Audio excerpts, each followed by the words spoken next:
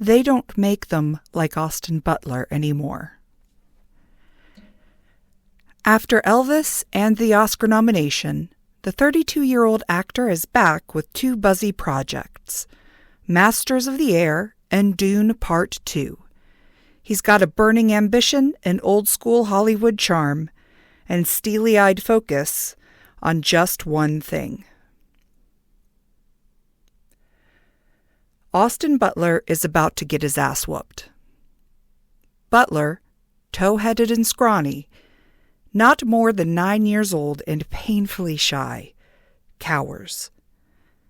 The class bully is on the other side of his front door. Right there, on the lawn, telling him to come outside so he can pound his face in. Butler looks to his mom. "What do I do?" His mom is gentle. The least judgmental, most open-hearted person he'll ever know. Not a mean bone in her body, but she also understands how the world works, bullies included. So she looks her younger child dead in the eye and tells him what needs to happen next.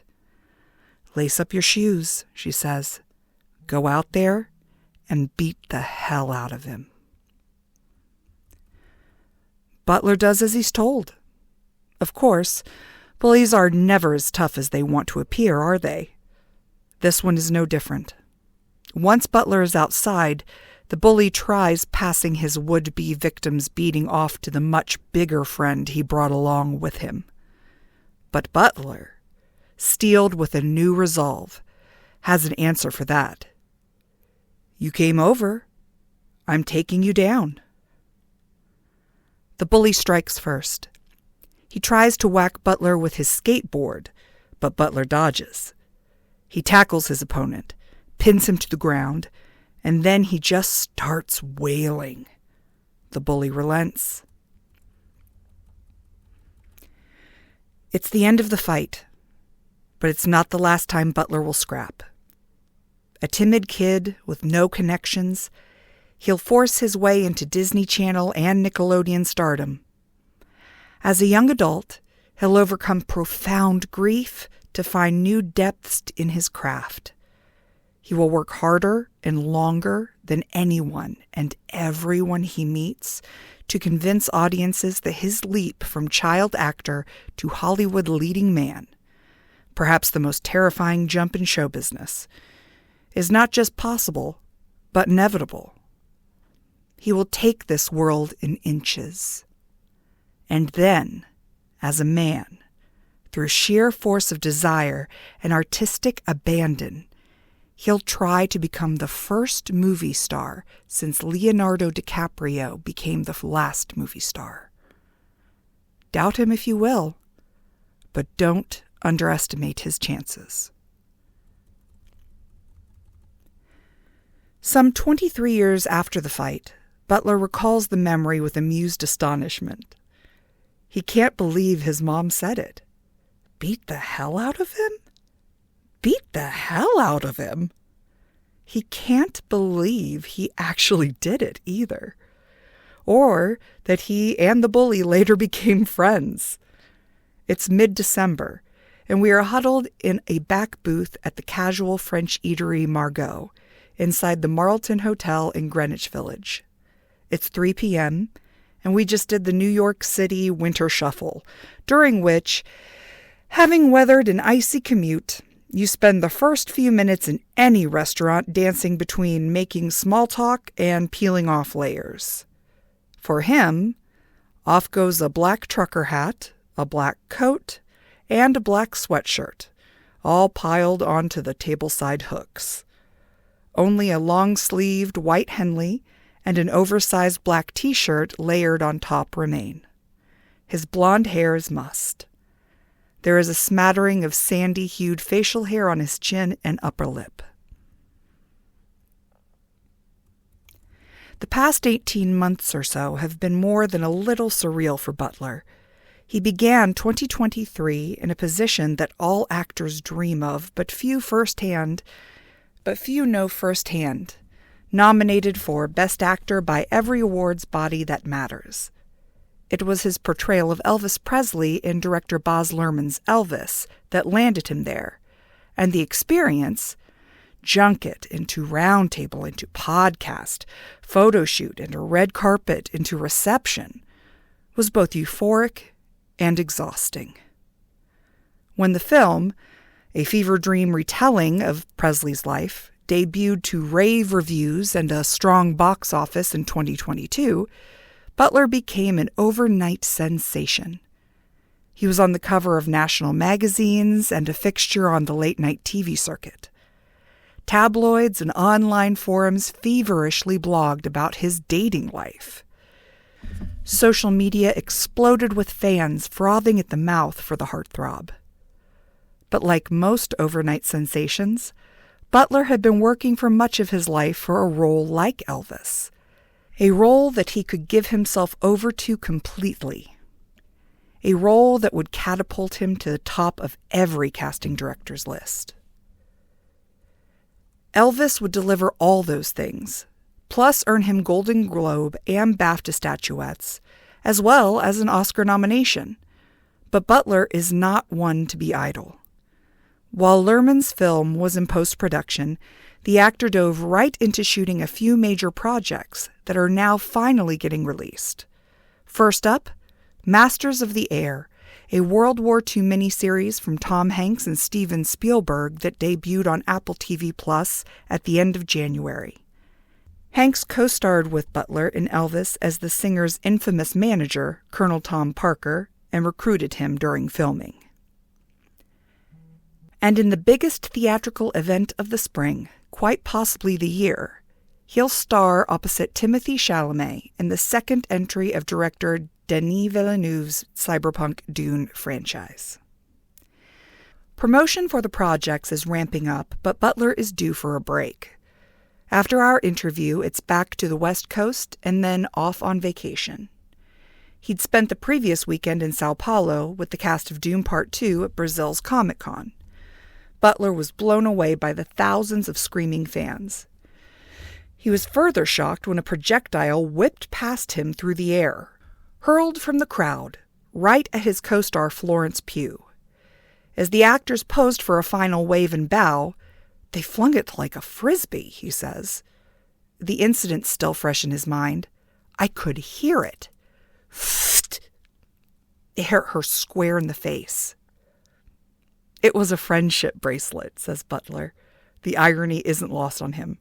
Wasn't very friendly, he adds. The actor, 32, spends a fair amount of time in New York. Has for the past decade, really. He moved to the West Village in 2012 when, at the age of 20, he booked a role as the high school hottie on the CW's Sex and the City prequel, The Carrie Diaries. It was good work, even if it wasn't the sort of role he'd always envisioned for himself. Butler feels no bitterness towards the teeny bopper titles that helped him get his start. How could he? Everything is an opportunity to grow. I know that I would probably cringe if I watched some things because you're seeing yourself through the learning process, he says. But that was my schooling. I wouldn't be here without all of that. Butler had seen plays before, of course, but his relocation to the East Coast was his real introduction to the world of theater. He became obsessed. On off days, you'd find him in the crowd, any crowd, or whatever was playing, on Broadway. Even after filming had wrapped on The Carrie Diaries, he wanted more. He'd make periodic trips from L.A. to immerse himself. I would come back for 2 weeks and I'd see 14 plays, he recalls. He moved to New York again in 2018, this time to Brooklyn, while performing in the play that would change the trajectory of his career, The Iceman Cometh, along Denzel Washington. It would be incorrect to call Butler hopeless in any respect, but he is, without a doubt, a romantic. The proof? His review of the notoriously unreliable, often overcrowded, never on time L train that runs between Manhattan and Brooklyn. which he rode to his apartment in Williamsburg after every performance. There's something so beautiful about, at the end of the night, whether you had a great show or an awful show, you got on the subway. I'd go down and take the L out to Williamsburg, and no matter how you felt, humanity washes over you. I loved it.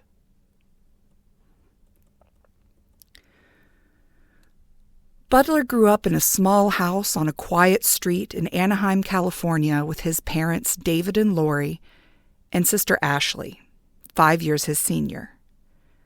David was a commercial real estate appraiser, and Lori stayed home with the kids. Not just her own two, though. At one point, she started a home daycare center. Tall, sweet, and incredibly quiet, Butler struggled to fit in with the other children.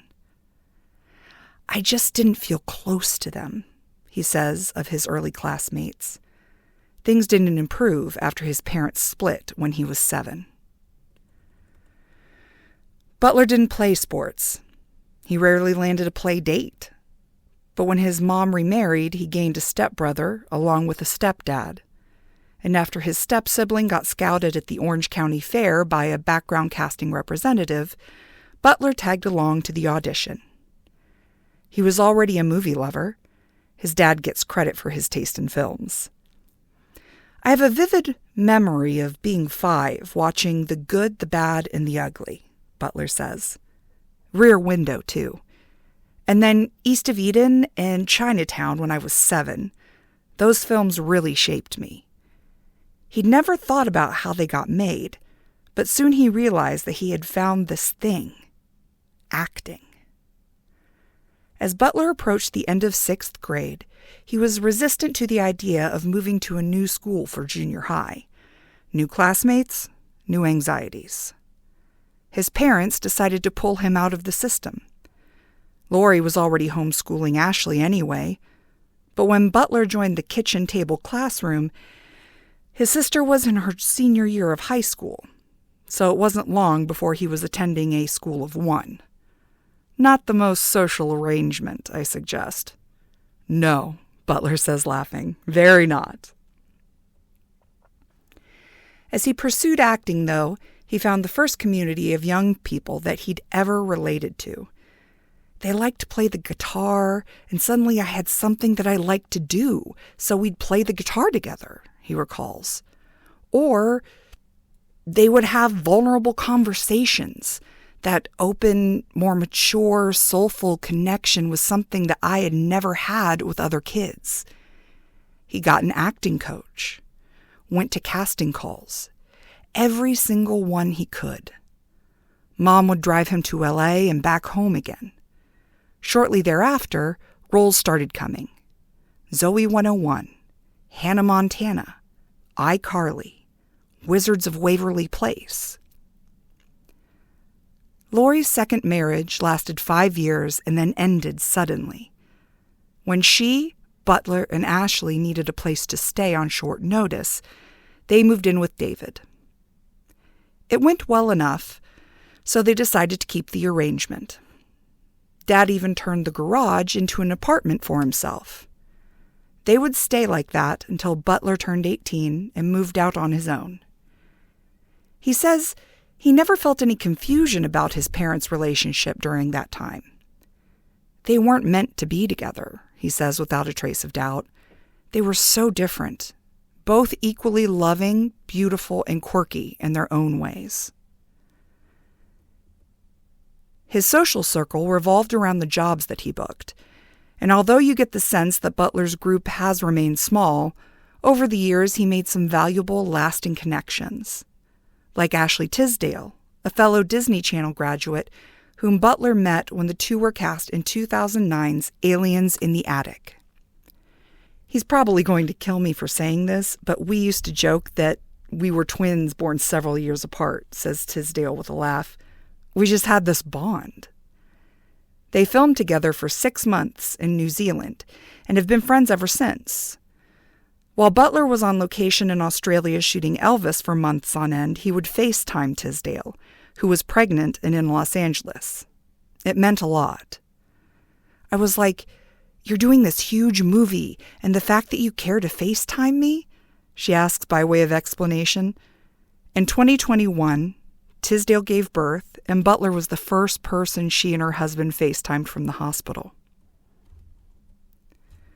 Without traditional schooling, the extra time he spent with his mom was special. They'd go to nearby Knott's Berry Farm or Disneyland to ride the roller coasters, study in between acting classes. He'd recite the sorts of scripts he fantasized about getting one day, like Pulp Fiction, to her on car rides back and forth from Los Angeles.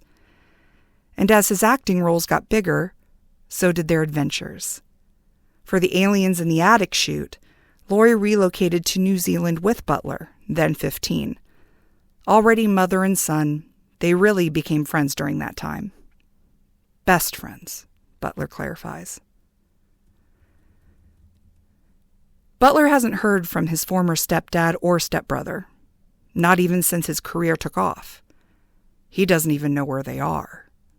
Some things, some people, they don't deserve your daylight. And whatever happened between them, Butler won't say. What was the feeling in their house during that era, I ask.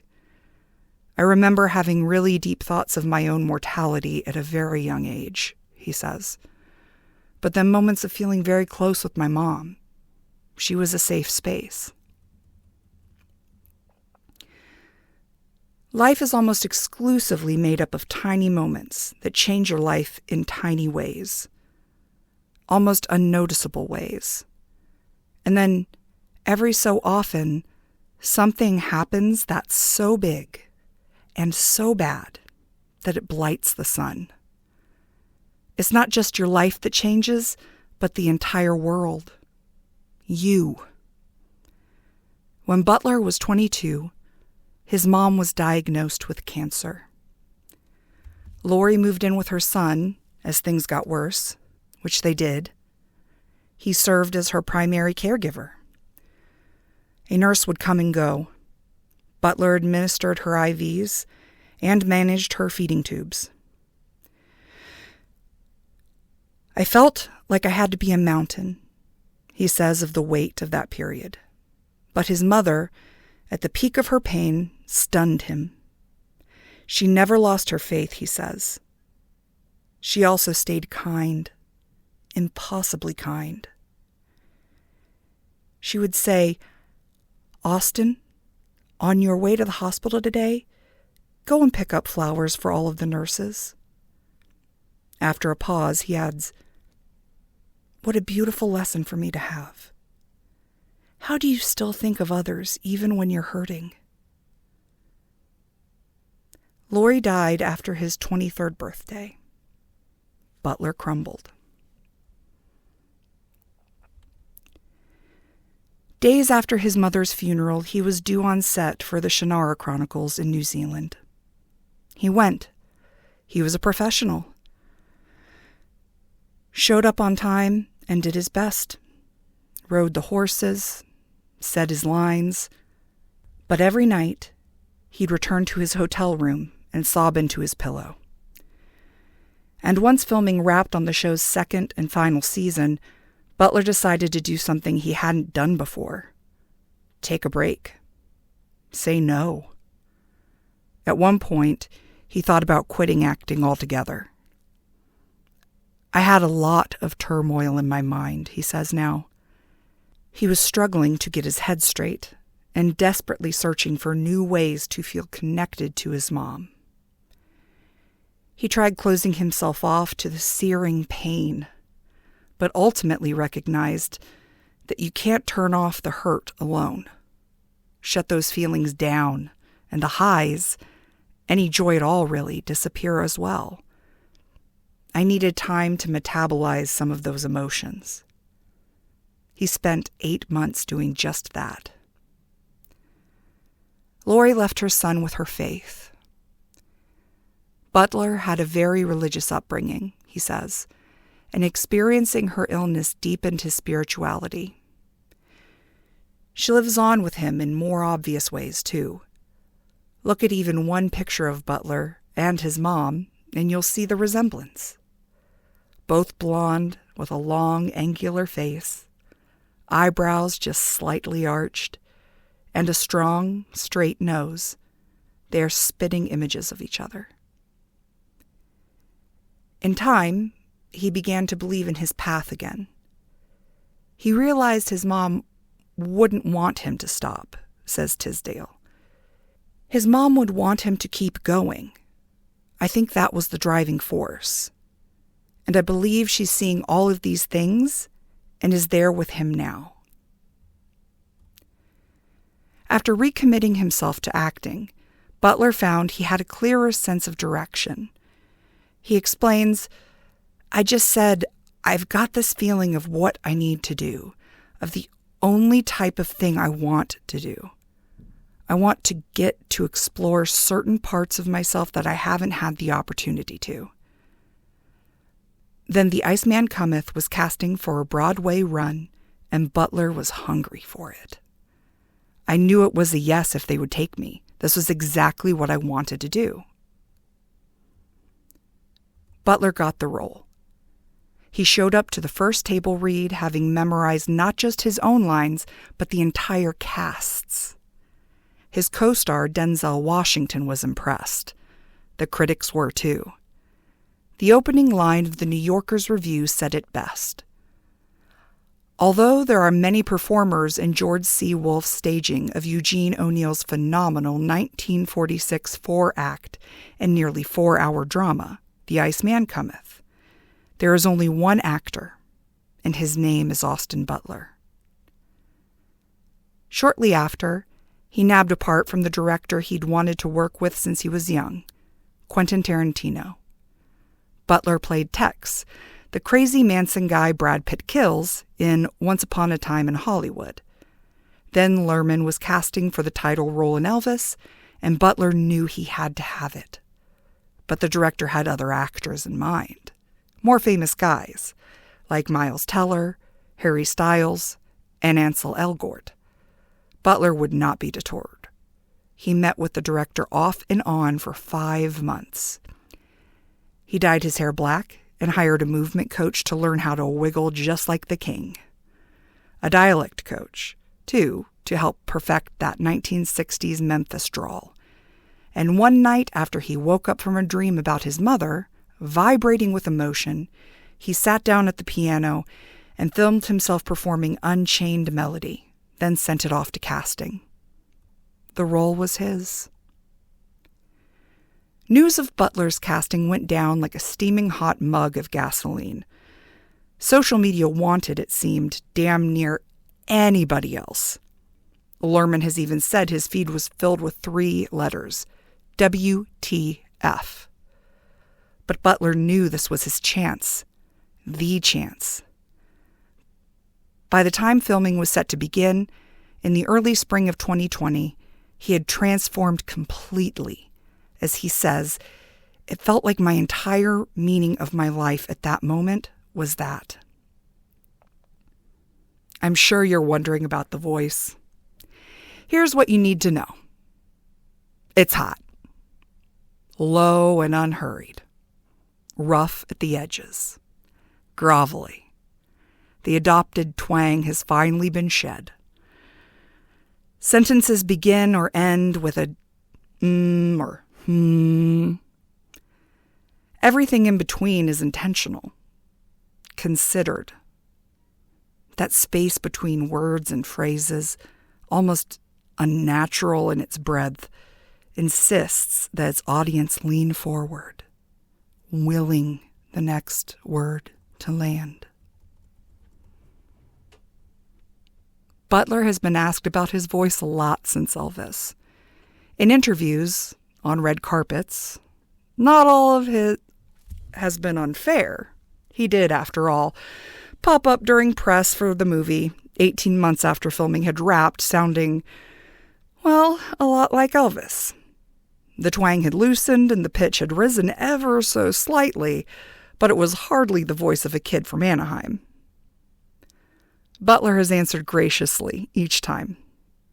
He has spoken about how certain face movements and poses are subconsciously adopted, and how a voice is just the architecture of your mouth, which can get caught in patterns that make you sound like someone you weren't.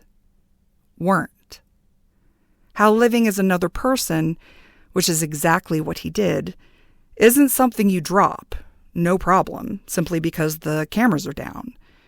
He does it again today. There's no denying you create habits, he says, beginning a version of a line I've heard and read many times before. I had been practicing one way of using the muscles in my mouth for a long time, so it was a process of trying to unlearn those. That was Masters of the Air. The epic retelling of the 100th bomb group in World War II, a spiritual successor to the acclaimed Band of Brothers series, was starting pre-production in London in February 2021, almost immediately after Elvis rapped. Having a project to distract him from the despair he felt over leaving a titular role was, Butler thought, going to be helpful. There was something comforting about knowing I could pour myself into something else, he said. His body had other plans. 3 years of spiraling further and further down the rabbit hole of someone else's psyche and abandoning his own sense of self completely had taken their toll. The morning after production on Elvis ended at 4, he woke up in excruciating pain. Possibly his appendix? Butler was admitted to the hospital, except it wasn't his appendix. Or COVID. My body just crashed. Doctors discharged Butler a few days later, but he was far from well. His flight to the UK to report for work on Masters was in less than 72 hours. Instead, he spent the next week, with permission from the producers, flat on his back in bed, asleep, a little dazed, sick. When he finally arrived to set, COVID quarantine protocols were still the norm.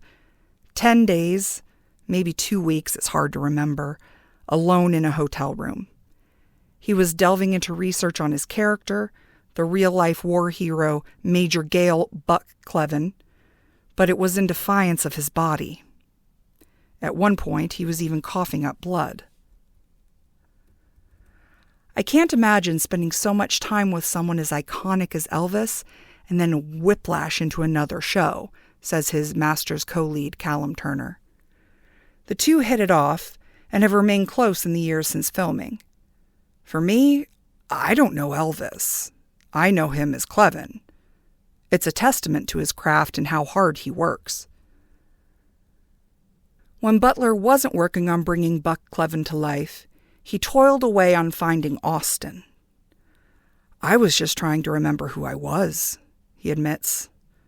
On set, he had a dialect coach whose main job, he says, was to help him stop talking like Elvis.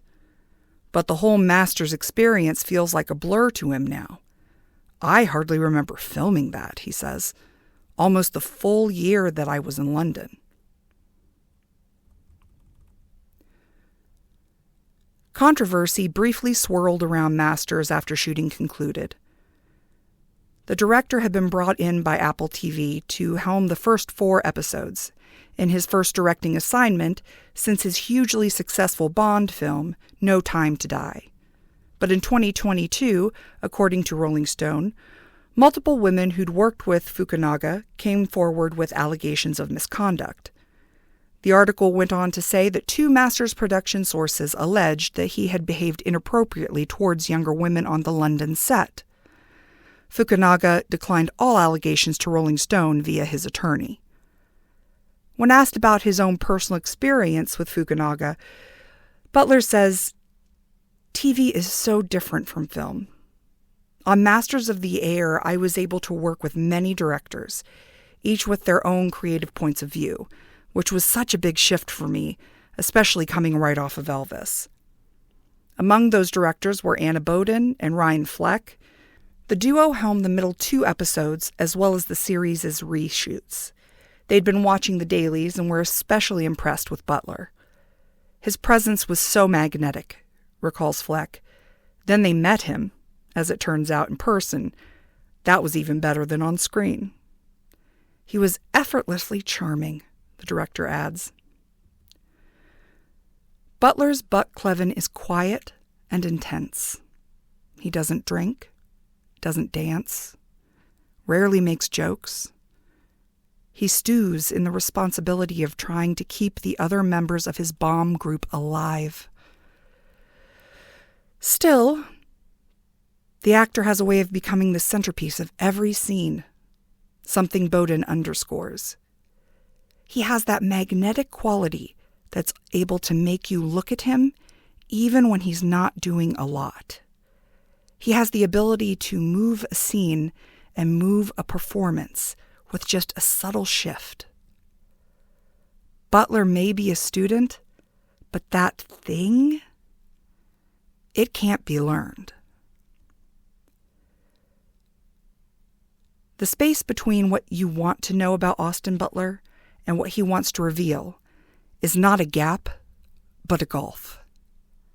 A throwaway question like, "Do you live in an apartment or a house?" leads to a pause. "A house in LA," he answers at first, "and an apartment in New York." How much do I want to say about this? He wonders aloud after the admission. I ask him if he's eaten anywhere good while in town. This is also hard, he says in response to my second easiest question. I never know when I'm giving my favorite spots away. He eventually decides to avoid the topic of meals this week and focus on meals in general. His favorite New York City restaurants are Roberta's in Brooklyn and Isati in the West Village. It's not that he doesn't want to talk.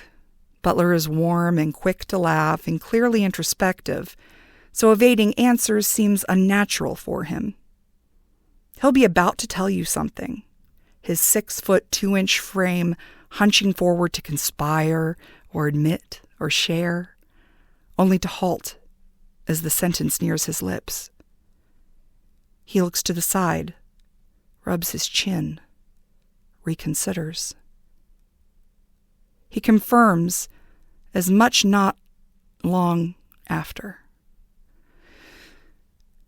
There are certain aspects of my life that, if we weren't recording right now, I would tell you, he says. I like vulnerability. I really value being able to go, all right, let's bare our souls to each other. Tisdale corroborates quickly. You don't have a 20-minute phone conversation with Austin, she says. You're on the phone with him for an hour and a half, 2 hours. He's very soul-searching. So does Laura Dern, who knows Butler socially and whom he touts as a career advice sounding board. The moment Austin and I met, we started diving in on life, art, growth, healing, and the privilege of being actors. The thing is, Butler wants to be a particular kind of star. Not just a celebrity, not just an actor. And he doesn't want to mess it up. Certainly not by sharing too much. Who he is, to some degree, is at odds with what he wants. That career that I want to have, which is to be able to step into all these different types of people. I think of the days of Paul Newman. We didn't know a ton about his personal life. It's like that with a lot of the stars he admires. Leonardo DiCaprio, Christian Bale, Daniel Day-Lewis. Did we talk about the Lew Wasserman quote? He asks me the second time we meet. We're back at Margot. Different booth, different lunch order. Avocado toast with poached eggs on Monday, a grilled chicken sandwich on Wednesday. Butler's outfit is a perfect inversion of what he wore 2 days ago. A dark Henley beneath a white t-shirt. Anyway, back to the quote. Near the end of Wasserman's life, Butler begins, referring to the one-time Tinseltown Titan. When speaking about a young actor, Wasserman said, "Only let them see him in a dark room." Funny enough, that quote once ran in these very pages in Tom Jannaud's 2013 profile of DiCaprio. During one passage, DiCaprio's manager, Rick Yorn, recalls a run-in with Wasserman. Lou was old and near the end by his time, Yorn says. He died a year or two later. But he knew I was Leo's manager, and he wanted to give me some advice. He said, "Only let them see him in a dark room." It took me a minute to figure it out, but what he meant was only let people see him in the movie theater. That's the dark room. Butler is on Instagram, but he doesn't run his account. Not anymore, at least. He doesn't, he swears, have a Finsta. The app isn't even on his phone. Even if it were, though, I'm not sure how much he'd use it. I just forget I have a phone at times, he says. I decide to accept this as true when, an hour later, while discussing favorite restaurants, Butler pulls a tiny notepad and pen out of his pocket to write down my answer. "How do you spell that?" he asks. He is a man of creative habits. Painting, mainly abstract, but he goes through phases. I'll find artists that I get really inspired by, like I saw Tom Wesselman has these incredible watercolors, so I got really into watercolor for a while. He's always experimenting. It's not unlike his approach to a character. What I realized was that the thing that I was craving with painting, he says, is the practice of the process. It's about that moment of choosing the color that's most beautiful to you right then. It's about that brush stroke. He got into photography when shooting the Shannara Chronicles, and into pottery while in London for Masters of the Air. The gift he gave me at the end of filming, says Turner, was an ashtray that he made. Butler also writes. I ask what kind of writing. Maybe it's documenting ideas and experiences and memories, he suggests. Journaling? He laughs. Some people would call it that. Butler doesn't really drink. I just find myself not, he says. He doesn't love feeling out of control. Not like that, anyway. And if he's being honest, he likes to keep the side of him that he can get a little obsessive and far away from the stuff that might ruin his life. I'm always on guard, he says. If it's not channeled in the right way, I could see how it could become unhealthy. He just went through that with smoking, which he recently quit. A natural night owl, Butler says the wee hours are when he feels most creative. He could stay up well past 3 in the morning, no problem, tinkering with any of his artistic pursuits. But then he wants to sleep in the next morning, and he feels better about himself when he doesn't. He works out, though he can be streaky in his commitment. And he loves to cook. Are you curious if Kaya Gerber comes up in our conversation? Butler has been seen alongside the model for the better part of 2 years. Gerber is the daughter of supermodel Cindy Crawford and restaurateur Casamigos Tequila co-founder Randy Gerber. They've been spotted holding hands, kissing on red carpets, entering and exiting homes in Los Angeles and apartments in New York that definitely seem like places they could theoretically live. Butler prefers not to talk about it. What can we say? I'm happy, he answers simply. It'll do. At some point in a relationship, though, it becomes impossible to fully separate two lives in conversation, and there are signs of Gerber elsewhere as we speak. Butler is, for the most part, a calm person. It's the first word that comes to mind when I ask Timothée Chalamet to describe his Dune co-star, actually. Same goes for Masters Bowden. But when the rare bout of anxiety hits now, he has a few methods for settling down. Stepping away from technology. Getting out in nature. Throwing the ball with my dog. How old is your dog? Butler catches himself. Pause. I've been in the dog's life for about 2 years. You do get the public fascination, right? I ask him. Butler smiles. Yeah, because I want to know about other people. I want to know about Daniel Day-Lewis's life. What Austin Butler is asking for is very fair, wanting some ownership of his own life, of what the world knows about his day-to-day. That doesn't mean it has always gone over well. Last winter, as his Best Actor campaign began to bubble, it blew up in his face. When asked if he'd always wanted to play Elvis in a movie, Butler answered that a friend once told him he was fit for the part, except that friend was his former partner of 9 years, Vanessa Hudgens, and she had, before and after his casting, posted about it on Instagram. The internet ate him up, accusing him of downgrading her role in his life. Oh yeah, I learned a lesson with that one, he says today with a laugh. He has a reason for how he answered. I felt that I was respecting her privacy in a way and not wanting to bring up a ton of things that would cause her to have to talk. I have so much love and care for her. It was in no way trying to erase anything. You were together a long time. Long time, he agrees, stretching out the O for emphasis. The two dated for most of their 20s.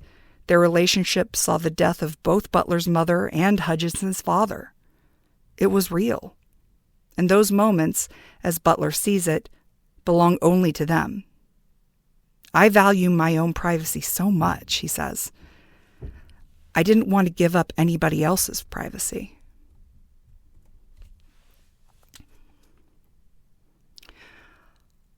Austin Butler has a funny habit. Rather than fill a natural lull in a conversation, or the space between questions, with words, Butler fills them in with, and I'm not kidding here, smiles. Eyes lock, lips curl. It is impossible not to return the expression. But then you're just two people sitting in the back booth smiling like idiots at each other. Masters Fleck knows what I'm talking about. I remember having a conversation with him, and he's listening, and he's a good listener. And suddenly, he's got this subtle little grin, Fleck says, clearly charmed by the memory. And then I find myself smiling too. And then we're just smiling at each other while we're talking about really serious things. You find yourself being taken in by whatever that mysterious thing, that it factor that movie stars have. Maybe it's nerves. Maybe it's a genuine delight in hearing something new. Maybe it's just what happens when you have so much natural charisma. The only available option is for you to spread across your face and shoot out of your eyeballs. There are times, though, when it's obvious what delights Austin Butler, like when he's speaking about working on Dune Part 2. Not long after the credits rolled on the first film in 2021, there was furious speculation over who'd be cast as the big bad Feyd-Rautha. Elvis wasn't even out yet, but Villeneuve had seen footage from Lerman. I was floored, Villeneuve said. Austin was at the top of my list. The two clicked immediately, talking about what the director envisioned for Feyd-Rautha's look. Bald, with no eyebrows, teeth painted black, and about 25 pounds of muscle added to Butler's usual frame. There will still be rock star sex appeal, Villeneuve promises. They discussed what Butler had in mind as well, like an accent. He wanted to sound like Stellan Skarsgård, who plays his uncle, Baron Harkonnen. Butler enjoyed the process of bulking up more than he expected. When you feel powerful, he says, that's a good feeling. For those wondering if they'll see him in a metallic winged Speedo like the one Sting wore in David Lynch's 1984 movie, this ain't your dad's Dune. It's a totally different thing, says Butler. There is, however, a loincloth. It can be spied briefly in the film's trailer.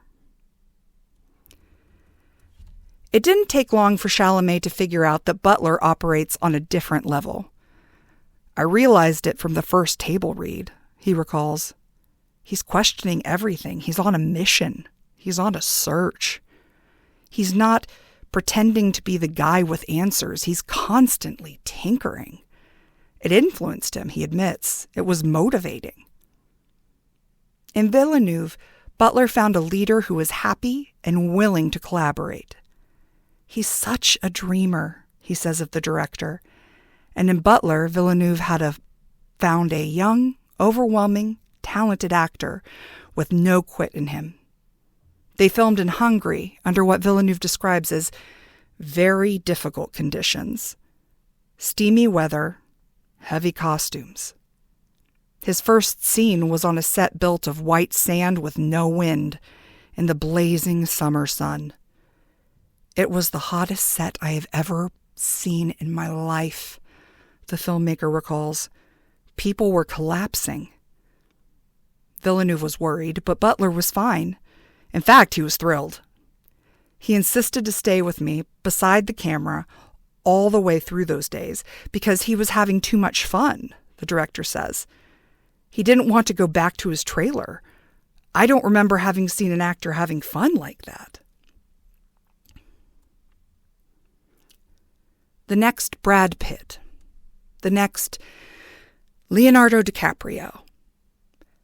How many young breakouts have been taunted by such titles just to dissolve into the background, become that guy in that thing, the one who almost was?